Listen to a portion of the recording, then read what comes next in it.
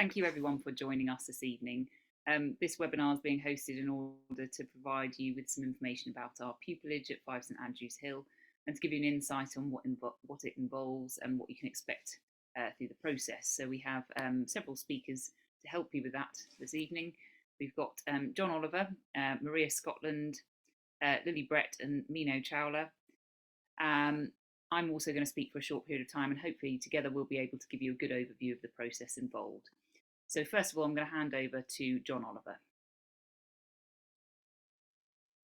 Thanks, Louisa. I plainly am a barrister at 5 St Andrews Hill, practice principally in crime. I also do a scattering of extradition. I'm a pupil supervisor and I'm also on the Pupillage committee. I'm just going to give you an overview really of the process from advertising through applications, interviews and the pupillage itself. It will be a whistle-stop tour of it, but if you have any questions, you can ask them at the end. Perhaps use the chat function at the bottom if you've got any questions you want to ask as we're going along.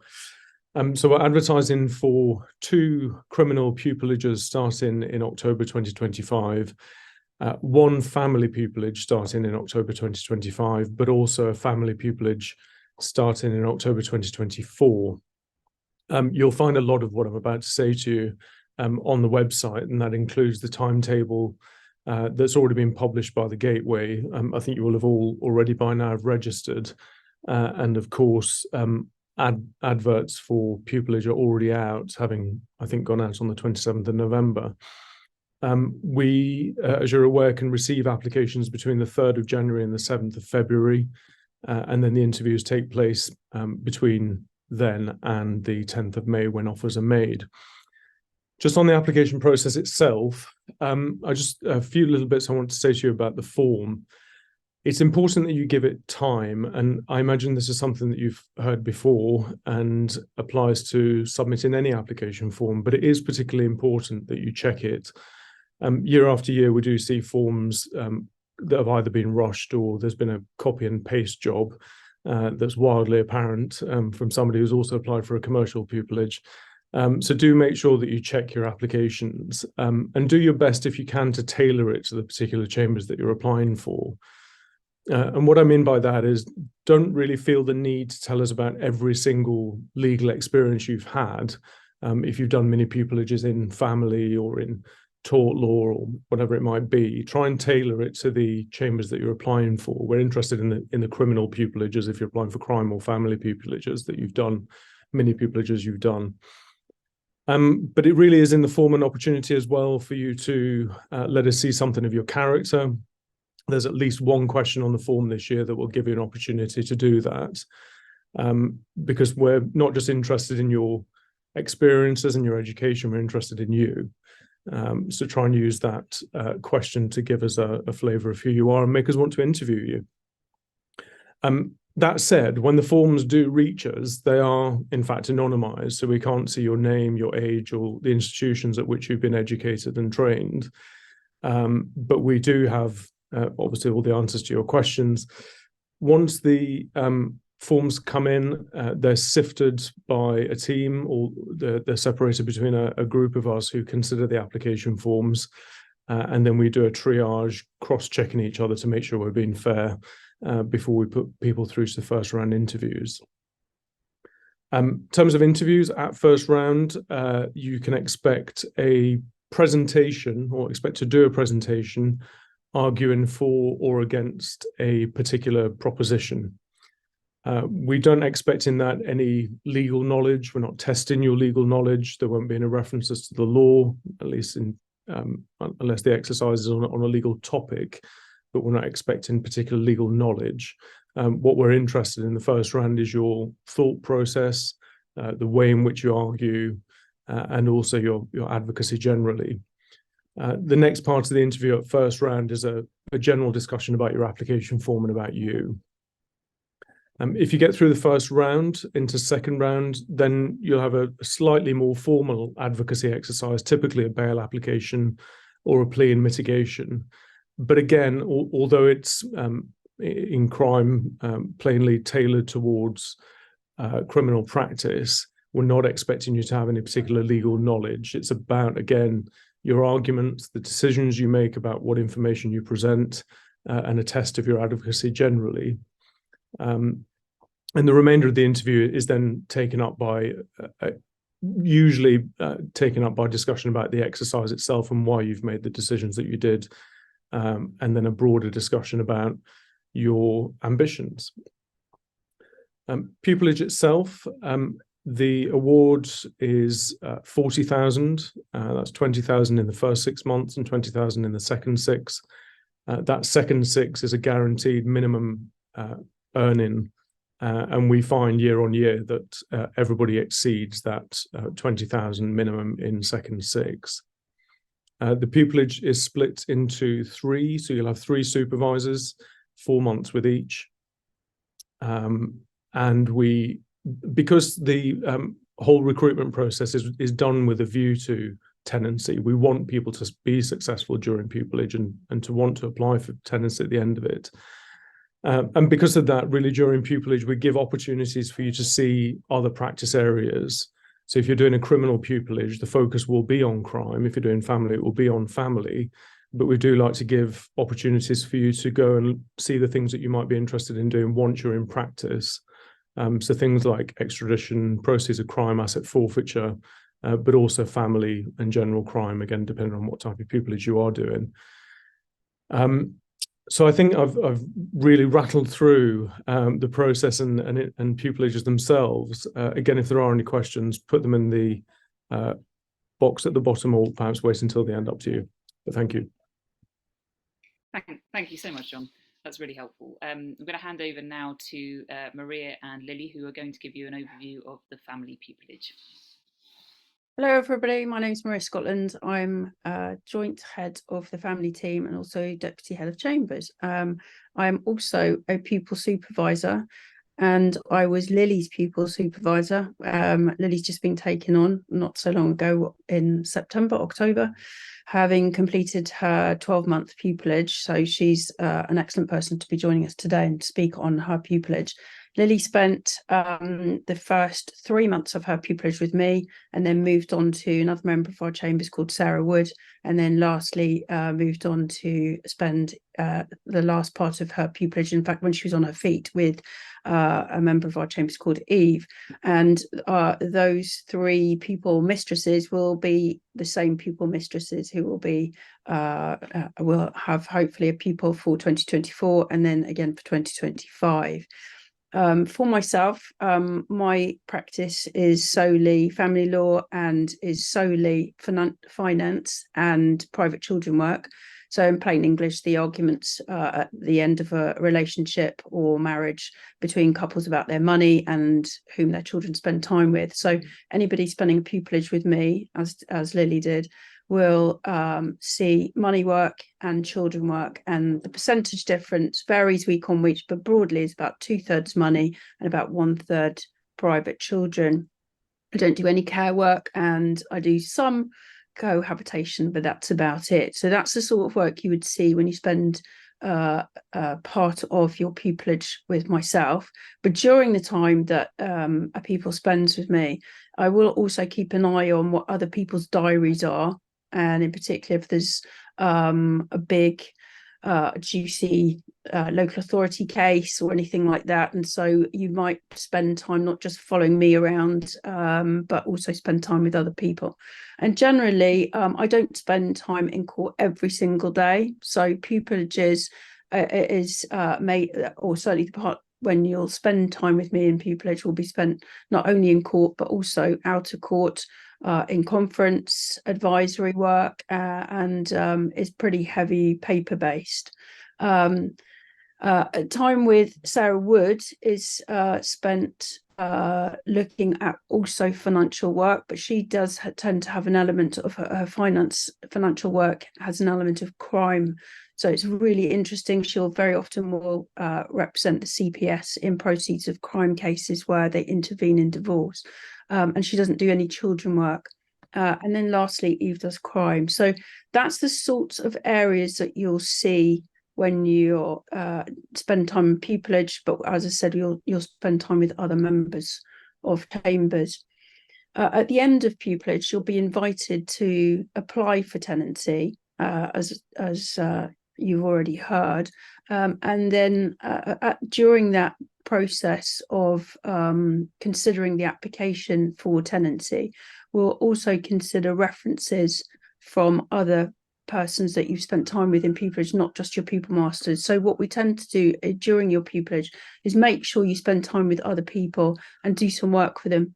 And that might be just a piece of paperwork. It may well just be that you're just typing a note for them, but do engage with them.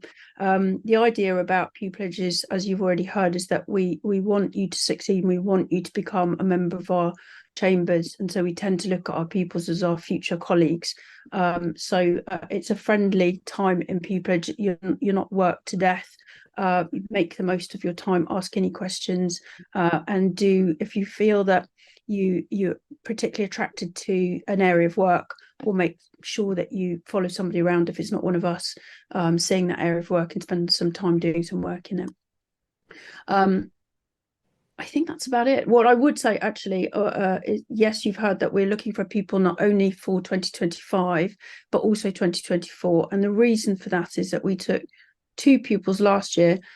The standard of applicants is extremely high, and what you should know is that if you are invited for interview, you are considered a very high caliber, and when it comes down to choosing, it's a really difficult process, because everybody is worthy of a pupillage, and trying to choose between you is really, really difficult. That many people that do apply to us are already working, so they've left their academic studies behind, they've got their qualifications, and they're just working, waiting for pupillage. And so we offered in the past, and we offer again, somebody who is out of academia and is already working and ready for pupillage, a place next year, and then we'll offer subsequent for the following year as well. So I think that's about it. I'll hand over to Lily to tell you anything that I haven't covered about her time in pupillage. Thanks, Maria.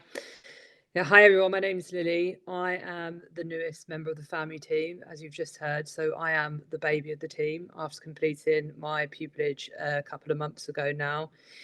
So just very briefly, prior to joining Chambers, I worked as a legal officer on behalf of the local authority, dealing with child protection cases in public law, and pretty much since leaving university, my background has been in care proceedings. So I was actually the first family pupil to join 5 St Andrews Hill. So I will try my best to briefly outline my 12-month experience as best as I can for anyone who is intending on applying for a pupillage in the future with us. So I just wanted to start really by talking a bit about the family team itself and my experience of it. So I would say that 5 St Andrews Hill is arguably more known for their criminal work, but speaking from experience, our family team is not one to be underestimated. It is vast, it's growing in numbers year by year. And we have members who specialise in all areas of family law, from junior end upwards to Maria's level. So the best thing I would say about the team for me is that all the members of Chambers really is that we are not just renowned for our excellence, but we are genuinely a very down-to-earth set. We're very approachable. And during my pupillage, I felt very comfortable and at home with everybody. I don't have the stereotypical barrister background, and I feel that Chambers has celebrated those parts of me rather than making me feel that I have to be someone I'm not to succeed at the bar. So in terms of the first and second six, so firstly, in respect to first six, I will just speak about my time with Maria. It's just easier. Maria's here, but as you heard, I also was under the supervision of Sarah Woods and Eve George later on towards my second six. So in respect of my time with Maria, as you heard, Maria specialises in private children's law and financial remedy cases. And given my background in care proceedings, shadowing Maria was a really good opportunity for me. Her specialism of private and financial work was completely alien to me at the start. I was very much using the time to act as a sponge and soak up all the expertise I could from Maria during my time with her. And I think the The great thing about Pupillage is that I was shadowing members of chambers such as Maria, who are at the top of their game, very well known at the bar, and had the opportunity to be involved with some complex and diverse family cases. But also I had the opportunity to spend time with junior practitioners within chambers also. So ultimately I had a combination of the two, and spending time with Maria obviously allowed me to gain exposure to many expertise, but also being with juniors enabled me to gain exposure to similar work that I'd be doing once I became on my feet. So really, the first 6 was a bit of a crash course, really, in all the different areas of family law. But I was able to grasp, an immense amount of information in a very short period of time. And I feel that was due to the excellent supervisors that I had, and them explaining step by step the cases that we were involved in. No question was a silly question during my time with the supervisors. I always felt very comfortable to ask them for anything I needed, and everyone was always at the end of the phone if I ever needed help. So just briefly, a very typical week in your first 6. So as you heard from Maria, more senior members of chambers don't tend to be in court every day, as naturally they are doing quality over quantity of work. But as I say, I was given the freedom to go along with more junior members on the days we weren't in court. So I could call up the clerks, ask them what's in the diaries of everyone. We also have a family WhatsApp group chat, so I could circulate messages and ask what was in everybody's diaries and go along with them. And everyone was always happy to have me come along to their hearings. As well as practical experience, you will also have the opportunity to develop your drafting skills in between your time at court. So that would usually take place working from home. You have the opportunity to draft position statements, draft orders, written advices, attendance notes. And at the time, whoever my supervisor would be would always give me feedback, send me their version. And then, of course, I'd have 2 to compare and keep useful templates for the future. In terms of my second 6, so once I was on my feet, my diary was fully booked. So I had hearings every day. The nature of the work completely exceeded what I expected to be doing at such an early stage. You have what I would call your bread and butter work in your second 6, so your injunction work, non-molestation, occupation, order applications. But I also had a vast amount of private children's work and even financial cases, which is pretty unusual to do during your pupillage.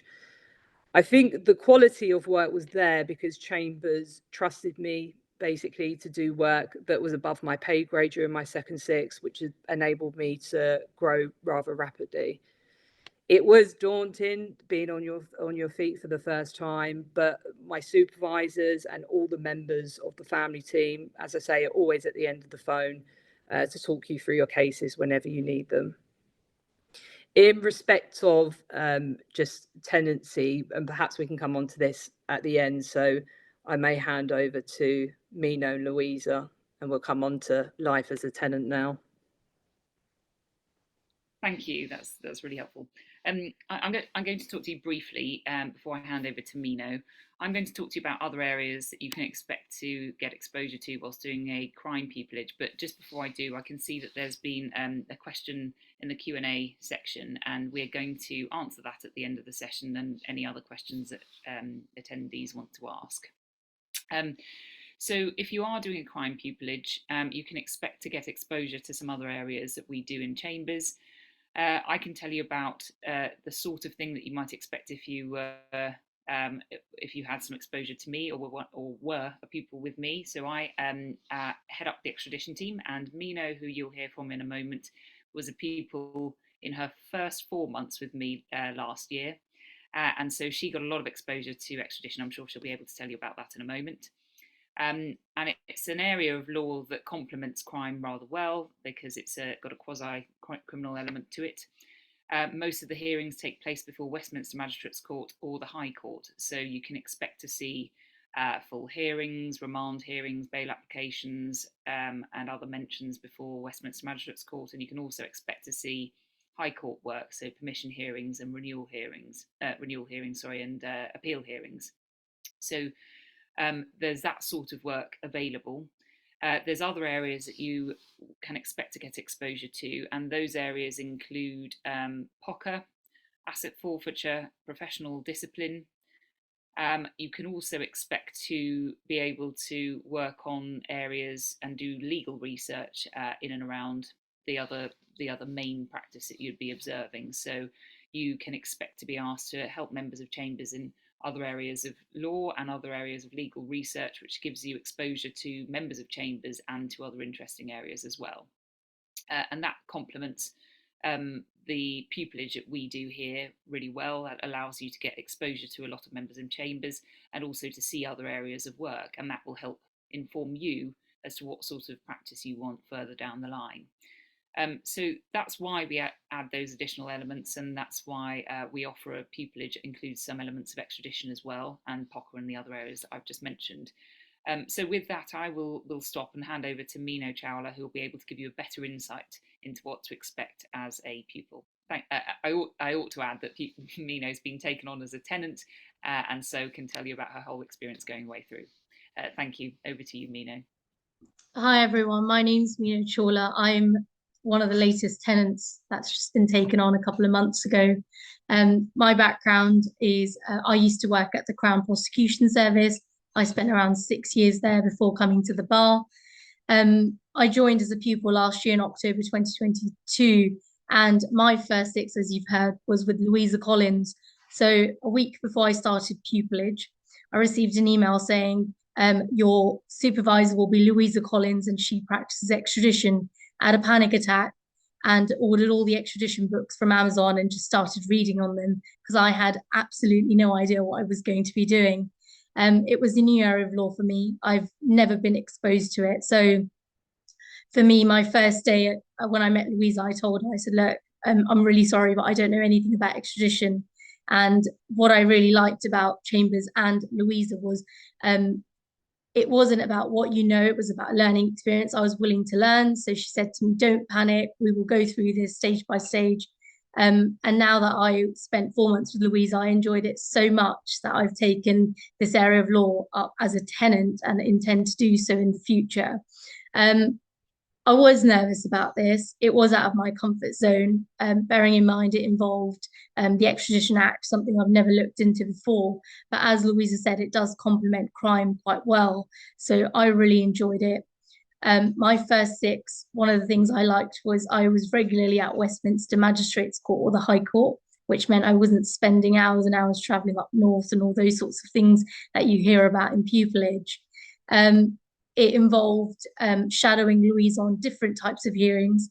And as a pupil, one of the things that I really enjoyed was being able to research on different prison conditions. And that's something I'd never been able to do before. And extradition is quite interesting because I think you can get quite creative with your arguments and the sorts of things you were looking into. So, for example, I was doing some research for one of members of Chambers called Rebecca Hill, and it was on Texas prisons and how hot they really get. Now, that was a very strange thing to do, but I spent a significant amount of time looking into this. And I think those were the sorts of things that led me to think I would like to do extradition. It's interesting, it's challenging, and it's a creative area of law. It also meant that I was exposed to different members of Chambers. So I spent quite a lot of time, not just with Louisa, but other people who did extradition in Chambers. And in your first 6, you can get called to do written advocacy for other members or research. And I did do that. And it was nice because it meant I was able to see a different style of advocacy. And I was also able to understand what sort of practice areas other people have. In relation to just before getting on my feet, my second supervisor was Dominic Connolly. I spent quite a bit of time with him. He's a grade 4 prosecutor and he practices crime only. His practice was quite interesting because I'd come from the prosecution background. For me, it was something that I was familiar with. So I wasn't as nervous, but just because I was about to get on my feet, I spent quite a lot of time shadowing the juniors, which meant going to magistrates court, observing trials and the sorts of hearings that I'll be doing. And that was one of the best moments for me in terms of preparing myself to be on my feet, because I was able to ask silly questions. Not that I wouldn't be able to ask anyone else in chambers, but it just meant the juniors understood the nerves and they were able to prepare me for that. And that was a good point there. When I was on my feet, one thing I will say to you all is nothing prepares you for this. No matter how many coffees you have, no matter where you're traveling, what you're doing, nothing will prepare you. You will always have, you will always feel very nervous about it. But I felt I had a very good support system. I knew I had a good chambers where I could contact anybody from the most senior to the most junior. Nobody ever said, oh, why are you asking me a silly question? It just meant I was able to ask those questions. Second six was interesting. It was the time when I was on my feet. I'm going to say you will learn the tube map off by heart. You will know exactly where you're going. You're no longer having to look up things. You'll learn all the different Crown Courts, Magistrates Court, and you'll be sent to the most random places. But it's fun. It's challenging. I really enjoyed myself. I felt I developed not just as an advocate, but in the sorts of things that I was doing. I was open to different challenges, to different cases, and I was doing both crime and extradition work. And I thoroughly enjoyed my second six, if I'm honest. Although I would say you get very tired and it is an exhausting experience, but you learn a lot about yourself. And one of the things I would say, if you are looking to apply to 5 St Andrews Hill, I really enjoyed that I was exposed to different areas of law. I came in thinking I'm going to do a criminal-only pupillage, but having been exposed to extradition, POCA, and I've been doing some work, for example, with the insolvency service, I've now developed a practice in those areas, and it's nice because you're using a different skill set. It is challenging and it is hard, but it is worthwhile. And I must admit that every day was a learning experience for me. And one of the things that I liked about Chambers was we have an in-house advocacy program. So every single month we were doing advocacy, and I think Lily will be able to tell you about this. I've always felt very nervous about doing advocacy in front of my peers, but I think that's where you learn the most, because if you're making mistakes, it's good. I felt I saw myself develop as an advocate, and by the time I was on my feet, there were things that I was doing which I was no longer doing after being able to get the right feedback from different members of Chambers. And you're not just doing criminal exercises, you're doing family, regulatory, so you are learning about different areas at the same time. So that was, for me, quite an attractive point about Chambers. And the fact that Chambers is one of those places where, you know, if you call anybody, message anyone about anything, nobody will stop you from doing that. It's very friendly and supportive environment, and we're quite a modern set. And that is one of the reasons why I wanted to remain as a tenant and develop myself as an advocate here. I'm not sure whether we need to discuss tenancy now or whether we're going to do that at the end, Louisa. Thank you. Well, it's really helpful having the insight into pupillage, and wonderful to hear about your experience with me. So thank you. For moving into tenancy, I think it's probably something that I don't know, it's that anyone can contribute to if they want to talk about the transition. So I don't know, Meeno, do you want to talk first, given you've just told us about your pupillage experience, and then perhaps Lily, you can come in as well. Sure. In relation to tenancy, it was a massive relief to be offered tenancy, and I'm so grateful to be part of such a brilliant set. I wouldn't say I felt a massive change in terms of who I was as a pupil. I felt even as a pupil, I had a big say in Chambers. It wasn't, you were treated like a member from the very first day. But what it was nice to do as a tenant was to have a say on my practice. I was as soon as I was a tenant, I got to do my first Crown Court trial, which is a massive thing for me, and I thoroughly enjoyed that. And I felt as a tenant, I was able to say to the clerks, I'd like to do more of extradition, I'd like to do more of this. And those are the sorts of things that I felt was the biggest change for me. I still call members of Chambers every day to ask for advice, even as a tenant. The learning doesn't stop. There'll always be questions and answers you need. And one of the nicest things about being a tenant is that you now officially get to tell people you're a barrister at 5 St Andrews Hill, no longer a pupil. So it feels like I've put my pass badge on the website. In relation to tenancy, the process was quite nice as well. You have to do a written application and it's put forward in front of a tenancy committee, and you submit written pieces of work and a CV, and you get to choose those with your supervisors. So I had Don Ramble as my last supervisor, who helped me with the application process throughout, which was quite nice. We spoke about the type of work I should submit, and he looked over my application.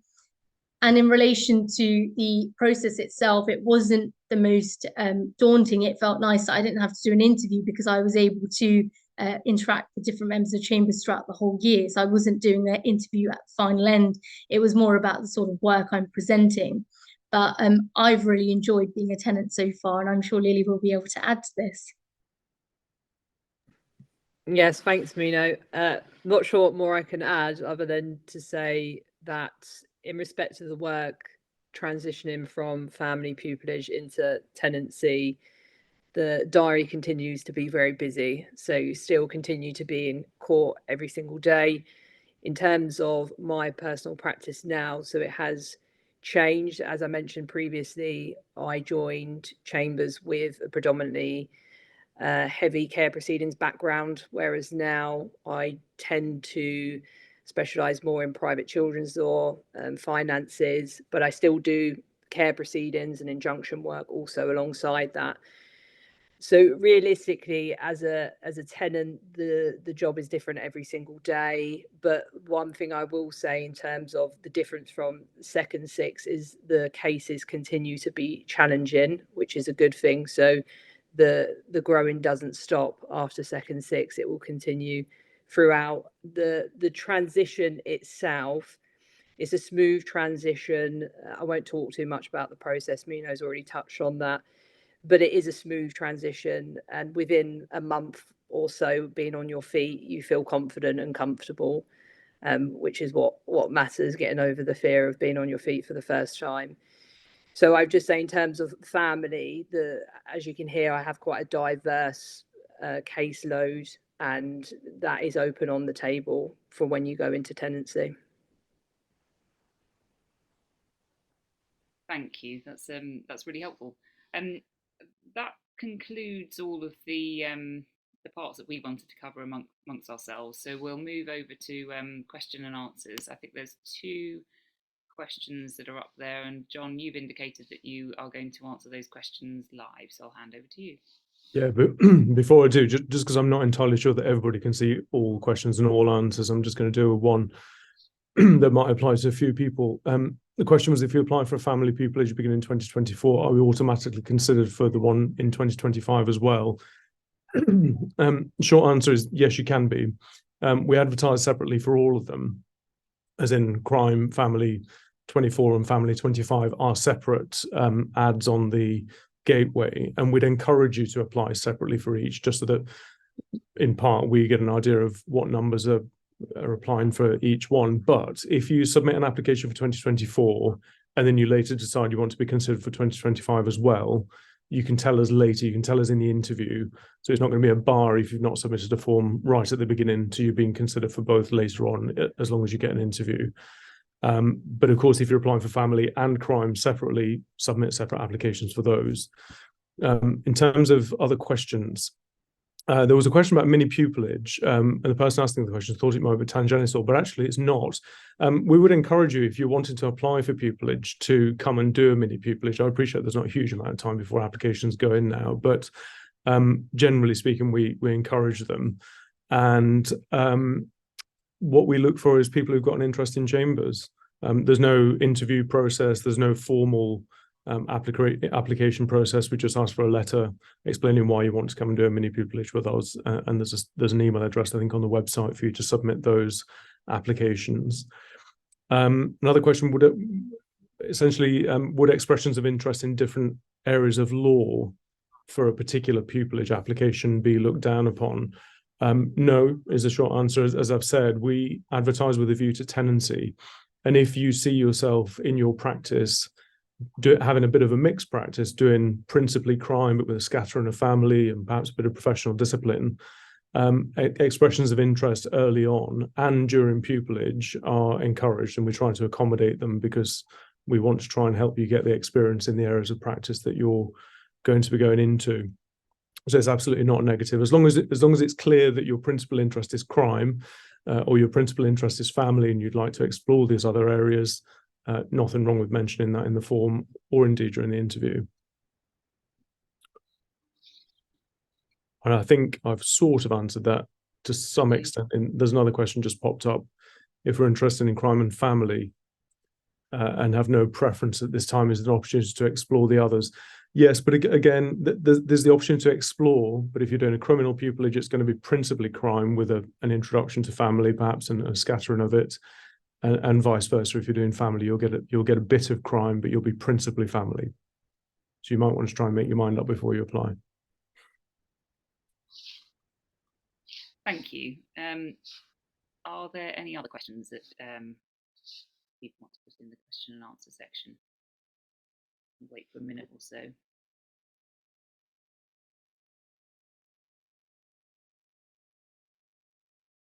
If not, then we can wrap it up. And really, thank you very much for attending and for listening. Hopefully, it's been informative and will give you some idea of whether you want to apply to us, and if so, how it'll be treated. I think another question has just popped up whilst I was speaking. So it says, will transferable skills be considered?